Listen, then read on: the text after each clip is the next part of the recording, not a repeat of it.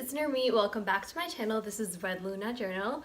Thanks for joining me today. So today I'm going to do a little sit down and talking video. I want to discuss a topic that's really important to me, and that topic is optimism. So the reason why I came up with the idea to film this video is because I have been listening to podcasts on my way to college. Oprah has a podcast series called Super Soul, I think. Super Soul. I'll link the specific podcast I'm talking about down below so you guys can check it out. So in this podcast, the guest speaker starts off by talking about those quote unquote optimistic people in the world who are like always happy and just have that kind of mindset, which I don't think it's true for like always being happy, but they tend to look at most things with a positive twist, which is great. So obviously he talks about those people, and he mentions that, a lot of the world isn't like that.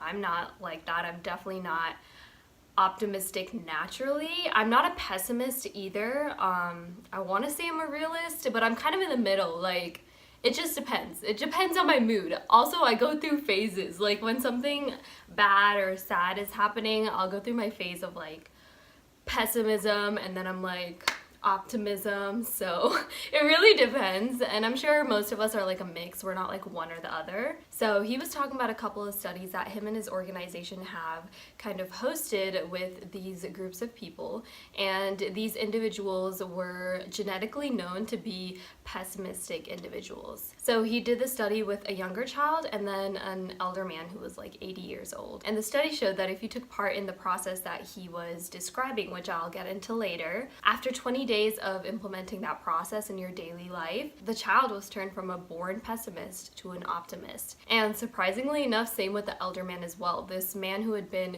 pessimistic all his life, 80 years of it, has now become an optimistic through the implementation of this technique.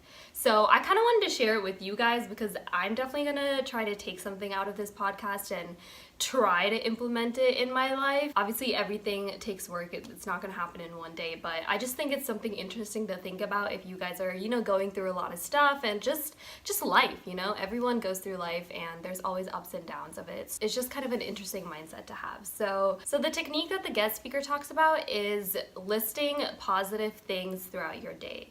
So I'll give a couple examples of this. One example, which I feel like most people have heard of. Actually, I'm not sure. I look up a lot of articles based on mental health and stuff like that, so maybe it's just me. But there's this technique that I'm sure you guys have heard of through influencers and other YouTubers, that at the end of the day to think about 3 things you're grateful for and really think about those things. And when you're in bed and you're thinking about, oh, this compliment made me really smile for my friend, or I was able to help someone out with their homework or something, like whatever makes you happy. When you think about that, what happens is your brain actually relives that moment. At some point in your day when you went through that moment, your brain was happy about it, but it didn't necessarily carry that entire happiness throughout the day, right? Because usually these things that happen on a daily basis that we're grateful for are more like, oh, I got promoted at work, or my sister is having a baby, and they're not really life values like family and health. It's more of like a day-to-day basis, a positive experience you go through. So you kind of sit in that positive bubble for a little bit while those endorphins are flowing, and you feel that in your stomach, in your heart, your butterflies, whatever you want to call that. But it lasts for a short amount of time. It's quite temporary, and it doesn't necessarily affect your day's mood. So the point of this technique is that once you relive those moments at the end of the night and you think about them and really think about them, close your eyes, try to visualize them, and remember everything that was in that moment and just live through that experience, you will literally feel that rush of endorphins through your body again. Which is crazy. It's crazy. Pretty much our minds are so creative that we can relive a moment and become happy just because of that. But the reason this technique is actually proven to be really helpful in terms of turning a pessimistic mind into an optimistic mind is because when you consciously relive that moment, you are going through it twice. And so your brain actually remembers it and holds on to the feeling a lot longer. So you'll be ending the day with a good sleep, and you're gonna wake up the next day and really, really remember that moment and kind of have it more ingrained in your memory instead of it just being like, oh, that's something nice that happened yesterday, but today's a new day, you know? So it's kind of like muscle memory. I don't know if any of you guys play musical instruments, but it's kind of like that, or even driving. I don't know if that's muscle memory or not, but you know, doing things repeatedly so that your brain remembers it. But in this case, you really have to do that for yourself because your brain's not going to do it automatically. Like when you're playing an instrument, you're going to practice because you need to practice. So you put yourself in that pattern, right? So it's kind of the same thing. But yeah, so this is one thing that I think is super simple. You know, people also do this in forms of bullet journals, which I'm sure you guys have heard of. That's probably the most heard of like influencer method that I've really seen on social media, is that, you know, they'll sit with their cup of coffee and meditate and fill out their bullet journal, which is cool. Like, you go girl. But honestly, I've tried that a couple of times and I am not that efficient in my life to do that the first thing I wake up in the morning. So choose your way. Either you write it down, maybe you write it down on your phone, or you write it down on a post-it if you really like to handwrite things and it really stays in your brain that way, or you just list it to yourself mentally, which is pretty much what I do. But yeah, that's something simple that, you know, I really think all of us can implement in our lives. Like, everyone can do that. Everyone can do that. And there has to be something you're grateful for and thankful for. So taking that little, literally 30 seconds out of your night before you go to sleep, or in the shower, or, you know, on your way back home, whenever you choose to do so, you know, really live in that moment, feel those endorphins again, and feel that dopamine release. And it's an amazing cherry on the top to your day, whether it was bad or good. So it really leaves your brain being not so stressed and kind of just having a more positive outlook for the next following day. And then the second technique that I want to talk about that this guest speaker mentioned in Oprah's podcast was to reinforce a positive mindset amongst all of us as a community. So something I found super interesting is that during this podcast, he conducted a study with the group that was sitting and watching them speak. And he had everyone pair up. So there was person one, person two. So person one was supposed to smile and look into that person's eyes deeply. And then person two was supposed to look into the other person's eyes and try not to smile. I'm sure you guys have probably experienced something similar to that in school. I feel like in high school and middle school sometimes like teachers do that as like an icebreaker. It was awkward, but yeah.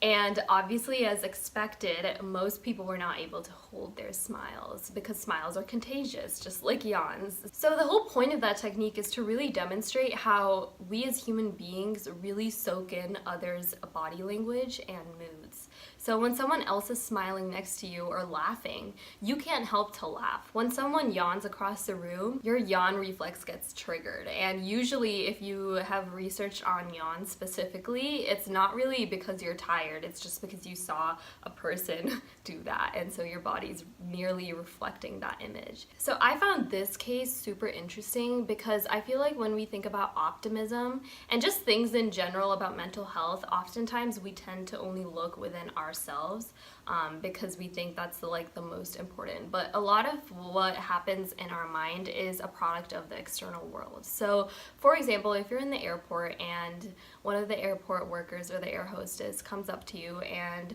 you're asking them a question and she's super snappy, which happened to us when I went to Mexico last week. She was just not happy. She was not having a good day and it ruins your mood. You get kind of angry and you're like, whatever. Or like if you're in a really, really good mood, you're gonna be like, okay.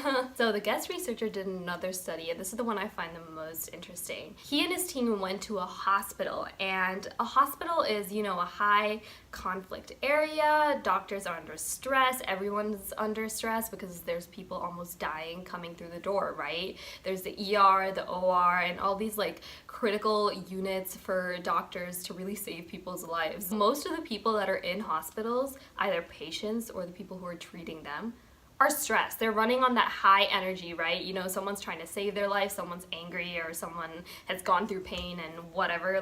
It's very high levels of intensity, and there's rarely anyone who's like, hey, how are you doing? Super nice and sweet. He gave an example of when he goes to the Ritz that all the workers there are trained to say hi and smile to you when you walk like within 5 feet of them. So like obviously no one's gonna be like that at the hospital. So he did this study where him and his team trained all the professionals within the hospital, meaning nurses, receptionists, doctors, all of the professionals. So they trained them to do the same thing as those Ritz-Carlton employees.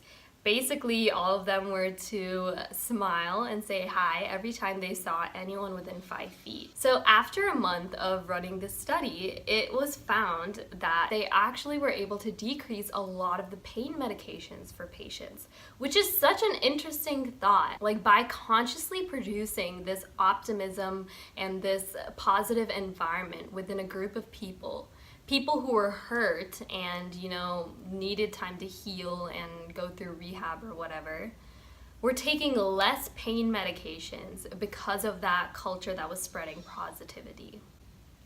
That's interesting. It's so interesting, like something as medical and biological as needing pain medications for an injury can be decreased in dose of the normal usage because of an optimistic environment. Like,